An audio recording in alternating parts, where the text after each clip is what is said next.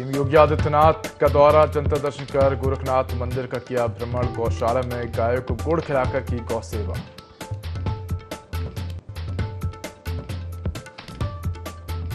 CM Yogi Adityanath ने गोरखपुर आजमगढ़ में लोक निर्माण विभाग के कार्यों की समीक्षा की।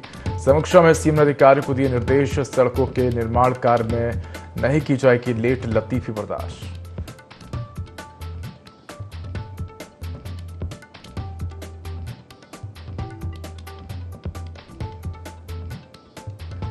कुशीनगर के मिश्रौली में 1 करोड़ के विकास कार्यों का लोकार्पण, एमएलसी देवेंद्र प्रताप सिंह ने किया उद्घाटन। 2 अमृत सरोवर और मुक्तिधाम जनता को समर्पित।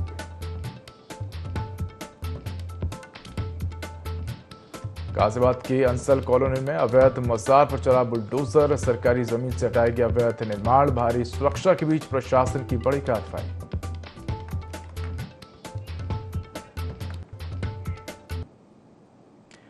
नमस्कार, मैं उदय, INE24 में आपका स्वागत है। बुलेटिन की शुरुआत करेंगे तमाम बड़ी खबरों के साथ। गोरखपुर दौरे के दूसरे दिन मुख्यमंत्री योगी आदित्यनाथ ने गोरखनाथ मंदिर का भ्रमण किया और गौशाला पहुंचकर गायों को गुड़ खिलाकर गौ सेवा की। इसके बाद आयोजित जनता दर्शन कार्यक्रम में उन्होंने गोरखपुर समेत अन्य जिलों से आए फरियादियों की समस्याएं सुनी। स्वास्थ्य, भूमि और शिक्षा से जुड़े मामलों पर मुख्यमंत्री ने संबंधित अधिकारियों को पारदर्शी और त्वरित निस्तारण के निर्देश दिए।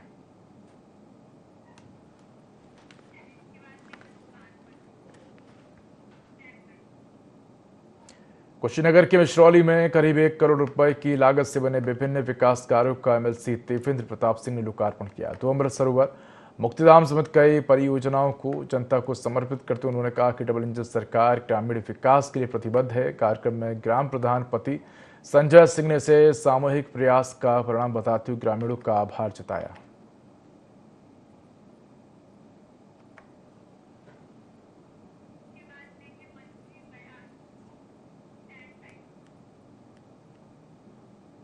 मैनपुरी मोदी सरकार के 12 वर्ष पूरे होने पर आयोजित संवाद कार्यक्रम में राज्य मंत्री धर्मवीर प्रजापति ने केंद्र और प्रदेश सरकार की उपलब्धि गिनाई। उन्होंने विपक्ष के आरोपों पर पलटवार करते हुए कहा कि जनता लगातार भाजपा पर भरोसा जता रही है। मंत्री ने कहा कि देश की सीमाएं पहले से अधिक सुरक्षित हैं और सरकार हर चुनौती का जवाब देने में सक्षम है। उन्होंने अखिलेश यादव के बयानों को हताशा और निराशा का परिणाम बताते हुए जिम्मेदारी से बयान देने की नसीहत दी। समाजवादी पार्टी सत्ता के लिए परेशान है। प्रदेश की, देश की जनता हम लोगों को आशीर्वाद दे रही है। हम सौभाग्यशाली हैं कि आदरणीय प्रधानमंत्री मोदी जी के नेतृत्व में लगातार चुनाव के माध्यम से देश में सबसे लंबे कालखंड को जिन्होंने परिश्रम की पराकाष्ठा करते हुए देश और समाज को उत्थान के लिए काम किया है, बिना थके बिना रुके, वो देश को और परिवार को अपना परिवार मानते हैं, इसीलिए परिश्रम की पराकाष्ठा भी करते हैं। प्रधानमंत्री के नेतृत्व में देश की सीमाएं सुरक्षित हुई हैं। जहां जहां भी कोई अगर किसी ने हिम्मत की है तो सर्जिकल स्ट्राइक के माध्यम से, एयर स्ट्राइक के माध्यम से जवाब दिया गया है। आज बदलता हुआ भारत है प्रधानमंत्री मोदी जी के नेतृत्व में। ये हताशा निराशा का बयान है, हताशा निराशा का बयान है। जनता का, उत्तर प्रदेश की जनता का भरोसा नहीं है। हमारा मानना है इस तरह के बयान नहीं देने चाहिए। इस तरह के बयान से कोई देश का और प्रदेश का विकास नहीं होता, न किसी परिवार का विकास होता है। हमें अगर ध्यान देना है तो उत्तर प्रदेश आगे कैसे बढ़े, प्रदेश कैसे आगे बढ़े, देश कैसे आगे, इसी पे हमें विचार करना चाहिए। और इसमें अगर कोई भी सरकार की ऐसी योजना है कि प्रकार देश आगे बढ़ रहा है, हर परिवार आगे बढ़ रहा है, तो उसमें गंभीरता से उनको समझना चाहिए। बड़ी खबर कानपुर से है, जहां पार्षद पति से मारपीट का मामला, सबमर्सिबल पंप विवाद से जमकर चले लात घूंसे। बता दें कि तबोली वार्ड 72 में हुआ विवाद। तो सरकारी पानी टंकी पर कब्जे को लेकर विवाद हुआ है। मारपीट का वीडियो सोशल मीडिया पर वायरल हो रहा है। गोविंद नगर थाना पुलिस जांच में जुटी है। तो खबर आपको कानपुर से बता रहे हैं, जहां पार्षद पति से मारपीट का मामला सामने आया है। सबमर्सिबल पंप विवाद में जमकर लात घूंसे चले हैं। तबोली वार्ड 72 में बवाल हुआ है।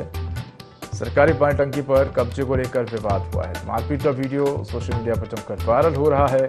गोविंद नगर थाना पुलिस जांच में जुटी है।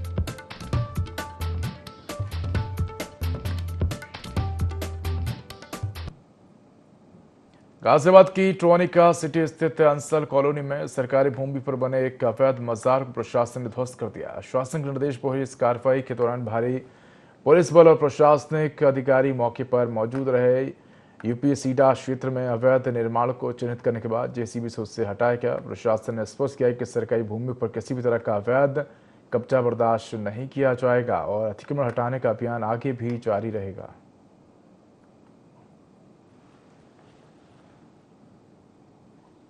ग्रीन बेल्ट में एक मजार बनी हुई है जिसमें यूपी सीडा द्वारा इसको पाया गया था कि यूपी सीडा के ज़मीन में बनी हुई है। इनके द्वारा उनको नोटिस भी दी गई थी इसको हटाने के लिए, उनके द्वारा ये कार्रवाई नहीं की गई। तो आज यूपी सीडा द्वारा ये निर्णय लिया गया है कि इस अवैध मजार को यहाँ से हटाया जाना है। उसी के तहत आज यहाँ पर ये सभी लोग आए हुए हैं। पर्याप्त मात्रा में यहाँ पुलिस बल लगाया गया। यहाँ पर पीएसी है, आरआरएफ है, लगभग 300 पुलिस बल और हैं। कुल मिला के 400-450 पुलिस बल यहाँ पर तैनात है और जिससे शांतिपूर्ण कार्रवाई हो सके। वो अभी हम लोग इसको भी देखेंगे। बिल्कुल जो कार्रवाई बनती है वो सारी विधिक कार्रवाई इसमें सुनिश्चित। उन्हीं में किसी भी तरह का जो अवैध अतिक्रमण है उसके खिलाफ अभियान जारी है और उसी क्रम में आज यहाँ पर हम ट्रोनिका सिटी सेक्टर C1 में जो बिना अनुमति के अवैध मजार बनी हुई है उसी के क्रम में यहाँ पे कार्रवाई हो रही है। उनको पहले नोटिस दिया गया था, उसके बाद जो विधिक कार्रवाई है वो आज यहाँ पे की जा रही है उसको हटाने की। और इसी तरह ये कार्रवाई जारी रहेगी और अभियान के तहत और भी जगह जहां अवैध अतिक्रमण है वहां पे हटाया जाएगा। बाराबंकी में मोदी सरकार के 12 वर्ष पूर्ण होने के अवसर पर बाराबंकी के जिला पंचायत सभागार में आयोजित कार्यक्रम में पहुंचे उत्तर प्रदेश के उप मुख्यमंत्री ब्रजेश पाठक ने विपक्ष पर जमकर निशाना साधा। राम मंदिर में चंदे को लेकर उठ रहे सवालों पर प्रतिक्रिया देते उन्होंने सपा प्रमुख अखिलेश यादव पर तीखा हमला बोला। डिप्टी सीएम ने कहा कि जो लोग राम मंदिर के दान का हिसाब मांग रहे हैं उन्हें पहले बाबरी मस्जिद के लिए जुटाए गए चंदे का हिसाब भी देना चाहिए। उन्होंने कहा कि देश की जनता सब देख रही है और धार्मिक आस्था से जुड़े विषय पर राजनीति करना उचित नहीं है। कार्यक्रम के दौरान ब्रजेश पाठक ने केंद्र की मोदी सरकार के 12 वर्षों की उपलब्धियों को विस्तार से गिनाया। उन्होंने कहा कि सरकार ने गरीब किसान, युवा और महिलाओं के हित में ऐतिहासिक कार्य किए हैं, भारत को वैश्विक स्तर पर नई पहचान दिलाई है। कार्यक्रम में जनप्रतिनिधियों, भाजपा पदाधिकारियों और कार्यकर्ताओं की बड़ी संख्या में मौजूदगी रही।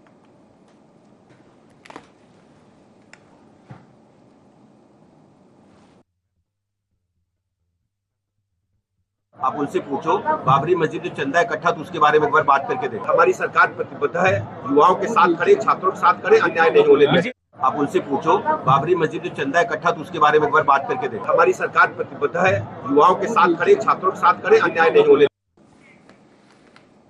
बड़ी खबर गोरखपुर से है, जहां निर्माण कार्यों में लाए तेजी, गुणवत्ता के साथ समय से पूरे हो काम। सीएम योगी ने गोरखपुर आजमगढ़ में लोक निर्माण विभाग के कार्यों की समीक्षा की है। तो सड़कों के निर्माण कार्य में लेट लतीफी बर्दाश्त नहीं की जाएगी। जनप्रतिनिधियों के प्रस्तावों के आधार पर तत्काल काम शुरू कराया जाए। मुख्यमंत्री योगी आदित्यनाथ ने एनेक्सी भवन में कार्यों की समीक्षा की। बैठक में लोक निर्माण विभाग के प्रमुख सचिव ने पिछले वर्ष के कार्यों का लेखा जोखा भी प्रस्तुत किया है। खबर आपको गोरखपुर से बता रहे हैं, जहां निर्माण कार्यों में तेजी लाए, गुणवत्ता के साथ समय से पूरे हो काम। सीएम योगी ने गोरखपुर आजमगढ़ में लोक निर्माण विभाग के कार्यों की समीक्षा की है। सड़कों के निर्माण कार्य में लापरवाही और लेट लतीफी बर्दाश्त नहीं की जाएगी। जनप्रतिनिधियों के प्रस्तावों के आधार पर तत्काल काम शुरू कराया जाए। मुख्यमंत्री योगी आदित्यनाथ ने एनेक्सी भवन में भी कार्यों की समीक्षा की है। तो बैठक में लोक निर्माण विभाग के प्रमुख सचिव ने पिछले वर्ष के कार्यों का लेखा जोखा भी प्रस्तुत किया है।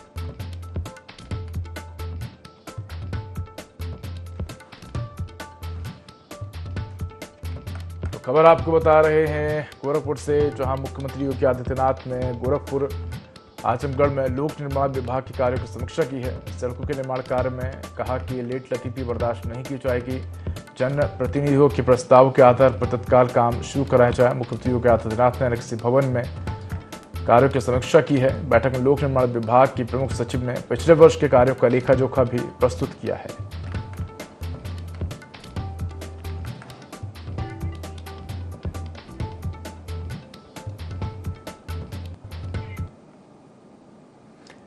बड़ी खबर कानपुर देहात से है, जहां भतीजे ने चाचा की हत्या की है। कैंची से गला काटकर बुजुर्ग को मौत के घाट उतारा है। मामूली कहासुनी में हुई खौफनाक वारदात। हत्या के बाद मौके पर ही बैठा रहा आरोपी। पुलिस ने आरोपी भतीजे को हिरासत लिया है। मारेपुर गांव में घटना से सनसनी फैली है। तो ये तस्वीरें आपको दिखा रहे हैं कानपुर देहात से, जहां भतीजे ने चाचा की हत्या की है। इसके बाद हत्या करने के बाद भतीजा मौके पर ही बैठा रहा। कैंची से गला काटकर बुजुर्ग चाचा को मौत के घाट उतारा है।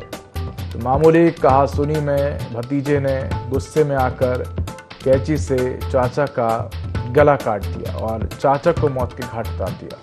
तो पुलिस ने आरोपी भतीजे को हिरासत में ले लिया है। मालिकपुर गांव में घटना से सनसनी फैली है।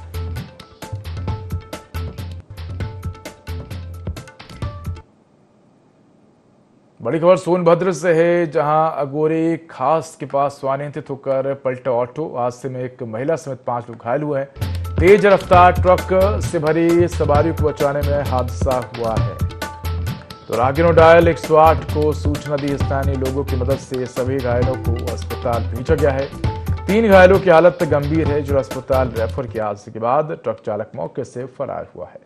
तो खबर आपको सोनभद्र से बता रहे हैं, जहां अगोरी खास के पास अनियंत्रित होकर ऑटो पलटा है। हादसे में एक महिला समेत 5 लोग घायल हुए हैं। तेज रफ्तार ट्रक से भरी सवारियों को बचाने में यह हादसा हुआ है।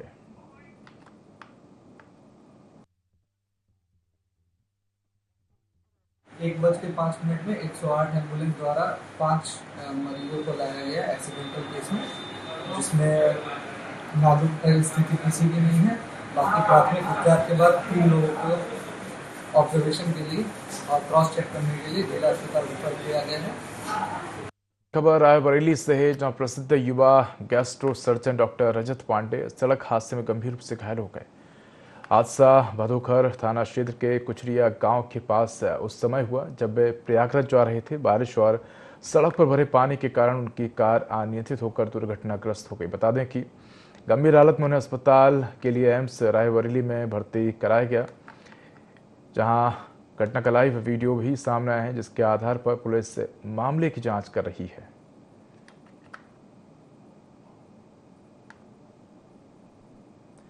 तो ये तस्वीरें आपको दिखा रहे हैं, जहां सड़क हादसे में डॉक्टर रजत पांडे घायल हो गए, जहां इलाज के लिए उन्हें एम्स में भर्ती कराया गया।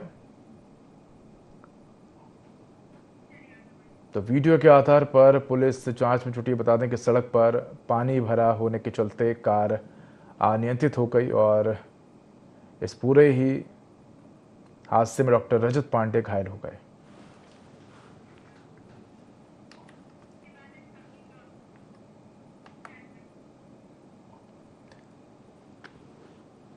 खबर जौनपुर से है, जहां पुलिस ने बड़ी कार्रवाई करते हुए करोड़ों की साइबर ठगी के मास्टरमाइंड को गिरफ्तार किया है। साइबर क्राइम सेल ने आरोपी शुभम सिंह को पकड़ा है, जो लोन, इन्वेस्टमेंट और टूर पैकेज के नाम पर लोगों से ठगी कर रहा था। बता दें कि जांच में करीब 2.5 करोड़ रुपए की साइबर ठगी का खुलासा हुआ, जिसमें देश भर के हजारों लोग शिकार बने हैं। 20 से अधिक NCRP शिकायतें दर्ज हुई। आरोपी के पास 6 mobile, 15 ATM card, 9 passbook, 7 chequebook, फर्जी आधार कार्ड और सिम बरामद हुए। पुलिस ने 1,45,000 रुपए नकद भी बरामद की, जबकि कई बैंक खातों का खुलासा हुआ है। साइबर थाने की पुलिस द्वारा एक बढ़िया गुडवर्क किया है, जिसमें हमने एक साइबर ठग को पकड़ा है और उसके साथ उसके जो परिवारजन इस पूरे साइबर ठगी में इन्वॉल्व थे उनको भी चिन्हित किया है। यह साइबर ठग, इसके पास से हमें मिले हैं लगभग 1.5 लाख रुपए, जो ATM से निकाल के जा रहा था। इसके पास से 15 ATM कार्ड मिले हैं, 9 पासबुक, 7 चेकबुक मिली है और 6 मोबाइल फोन हमारे पास मिले हैं। ये मोडस ऑपरेंडी ये था कि ये अलग अलग लोगों को लोन के नाम पे या फिर टूर एंड ट्रैवल के नाम पे बेवकूफ बनाता था। अगर कोई लोन अप्लाई कर देता था तो उससे प्रोसेसिंग फी, एप्लीकेशन फी और रजिस्ट्रेशन फी के नाम पे पैसे ले लेता था और फिर उसे ब्लॉक कर देता था। एक प्रतिबिंब पोर्टल और NCRP पोर्टल है जिन्होंने हमें हेल्प किया, जिससे हम इसे चिन्हित कर पाए। ये बरसठी का रहने वाला है और यह कुछ सालों से ये फ्रॉड कर रहा था और आज हम इसे अरेस्ट करके न्यायिक अभिरक्षा में भेज रहे हैं। खबर जौनपुर के जलालपुर थाना क्षेत्र से है, जहां सुरहुरपुर गांव में देर रात गौशाला कर्मी भुवर सरोज उर्फ चक बहादुर सरोज की लोहे की रॉड से हमला कर हत्या कर दी गई। बता दें कि पुलिस जांच में गांव में बकरी पालन करने वाले शनि उर्फ अभिषेक को आरोपी पाया गया है। बताया जा रहा है कि दोनों के बीच पहले कहासुनी और गाली गलौज हुई। इसके बाद रात में सो रहे व्यक्ति पर आरोपी ने रॉड से हमला कर दिया, जिससे उसकी मौके पर ही मौत हो गई। हालांकि पुलिस ने आरोपी को गिरफ्तार कर आगे की कानूनी कार्रवाई शुरू कर दी है।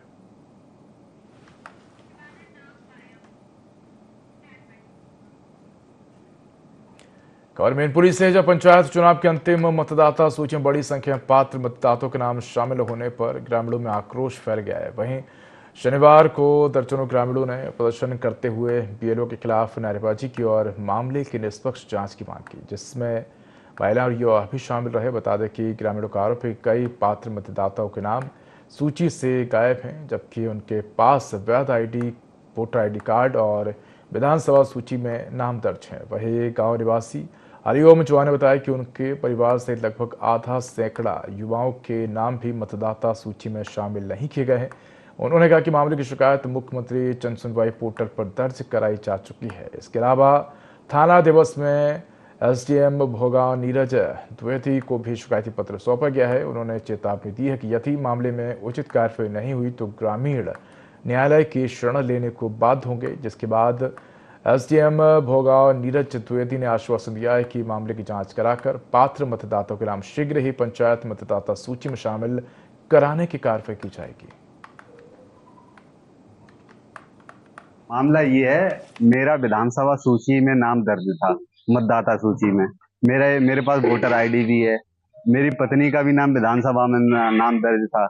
लेकिन पंचायत चुनाव की जो अंतिम सूची आई है उसमें मेरे परिवार का नाम, मेरी मम्मी भाइयों का नाम काट दिया गया। आखिर ऐसा क्यों? मेरे पास वोटर कार्ड भी है, मेरी उम्र 24 वर्ष भी है, विधानसभा सूची में मेरा नाम भी है और अंतिम सूची में मेरा नाम दर्ज नहीं किया गया पंचायत चुनाव की। ऐसा क्यों? किसकी लापरवाही है? जब हमने इस संबंध में बीएलओ से बात की तो उनका कहना ये था कि हमने घर घर जाके वोट बनवाए और जितने भी युवा हैं सभी कह रहे हैं, पूरे गांव वाले कह रहे हैं किसी के पास बनाने नहीं आए।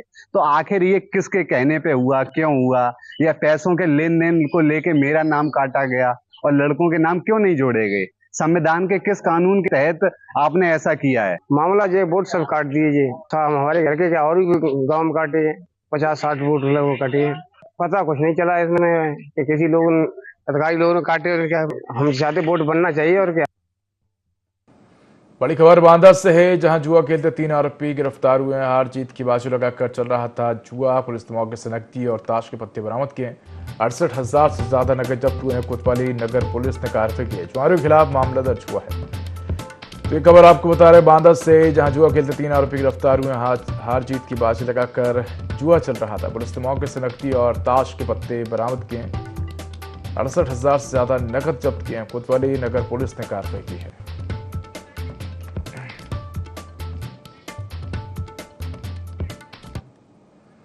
बड़ी खबर ललितपुर से है, जहां निर्वस्त हालत में मिला युवक का शव। शरीर पर चोट के निशान मिलने से हत्या की आशंका जताई जा रही। परिजनों ने 3 लोगों पर हत्या का आरोप लगाया है। वर्णी कॉलेज के पीछे मिला युवक का शव। पुलिस और फॉरेंसिक टीम जांच में जुटी है। इलाके में घटना से सनसनी फैली है। तो खबर आपको ललितपुर से बता रहे हैं, जहां निर्वस्त हालत में युवक का शव मिला। शरीर पर चोट के निशान मिलने से हत्या की आशंका जताई जा रही है। पुलिस ने आपको बता दें कि आरोपी की तलाश शुरू कर दी है। तो परिजनों 3 लोगों पर हत्या का आरोप लगाया है। वर्णी कॉलेज के पीछे युवक का शव मिला। इलाके में घटना से सनसनी फैली है।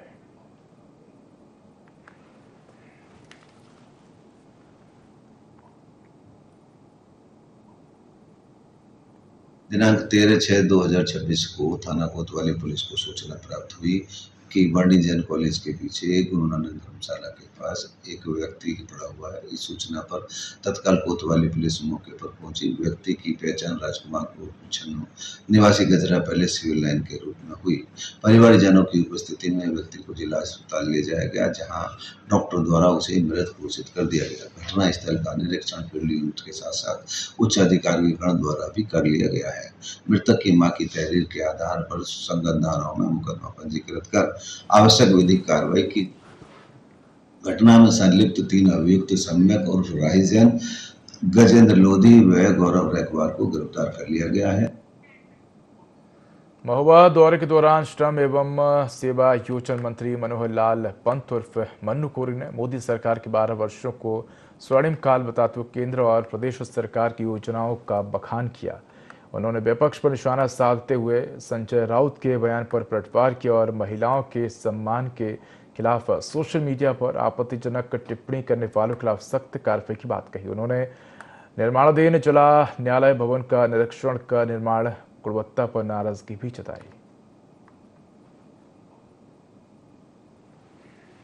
देश का प्रधानमंत्री परम आदरणीय नरेंद्र मोदी जी और उत्तर प्रदेश का यशस्वी मुख्यमंत्री जी योगी आदित्यनाथ जी, जिन्होंने 365 दिन काम करते हैं, चाहे सबका साथ, सबका विश्वास, सबका प्रयास, मैं सबका सम्मान करते हुए ये कहना चाहता हूँ, जीरो टॉलरेंस पर चल करके आज गुंडा राज को खत्म कर दिया गया है और जो गुंडागिर्दी करता था वो अब पूंछ तक नहीं हिलाता है। अब गुंडागिर्दी खत्म कर दी है और पूरे देश में और प्रदेश में हमारी बहन, बेटियां, माताएं, बुजुर्ग सब अच्छी तरह से घर रहते हैं। मैंने जिलाधिकारी महोदया को लिख करके पूरी रिपोर्ट मांगी थी कि जांच करके रिपोर्ट दी जाए और इनकी जो परेशानियां हैं इनको दूर किया जाए। बड़ी खबर लखनऊ से है, जहां जेवर एयरपोर्ट को जमीन देने वाले किसान सीएम योगी से मिलेंगे। तो जेवर एयरपोर्ट की पहली फ्लाइट से लखनऊ जाएंगे किसान। सीएम योगी से मुलाकात कर आभार जताएंगे। 15 जून को उड़ान भरेगी पहली फ्लाइट। 172 किसान करेंगे पहली उड़ान में सफर। तो जेवर विधायक धीरेन्द्र सिंह भी साथ रहेंगे। बड़ी खबर आपको बता रहे हैं लखनऊ से, जहां जेवर एयरपोर्ट को जमीन देने वाले किसान सीएम योगी आदित्यनाथ से मुलाकात करेंगे। जेवर एयरपोर्ट की पहली फ्लाइट से लखनऊ आएंगे किसान। तो सीएम योगी से मुलाकात कर आभार जताएंगे। 15 जून को उड़ान भरेगी पहली फ्लाइट। 172 किसान पहली उड़ान में सफर करेंगे। जेवर विधायक धीरेन्द्र सिंह भी साथ रहेंगे।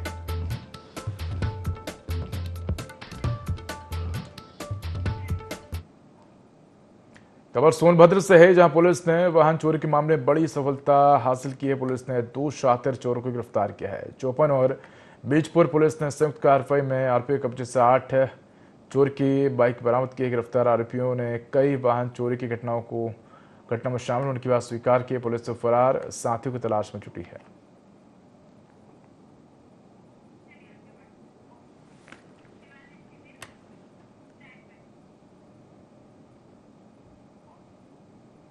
भदोही जिले में विश्व रक्तदाता दिवस के अवसर पर महाराजा चैत्र सिंह जिला चिकित्सालय ज्ञानपुर में आयोजित रक्तदान शिविर में जिलाधिकारी शैलेश कुमार, पुलिस अधीक्षक अभिनव त्यागी और मुख्य विकास अधिकारी बाल गोविंद शुक्ला ने स्वयं रक्तदान कर समाज को प्रेरणादायी संदेश दिया। उन्होंने कहा कि रक्तदान मानवता की सर्वोच्च सेवा है। 1 यूनिट रक्त कई अनमोल जीवन बचा सकता है।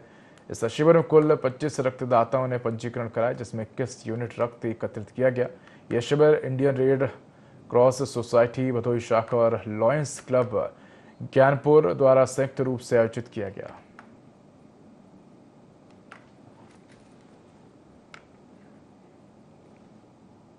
Indian red cross society Bhadohi chapter की ओर से एक रक्तदान शिविर का आयोजन किया गया है। यहाँ पर बढ़ चढ़ के हर आयु वर्ग के लोगों ने हिस्सा लिया है। हमारे माननीय जनप्रतिनिधिगण उपस्थित रहे।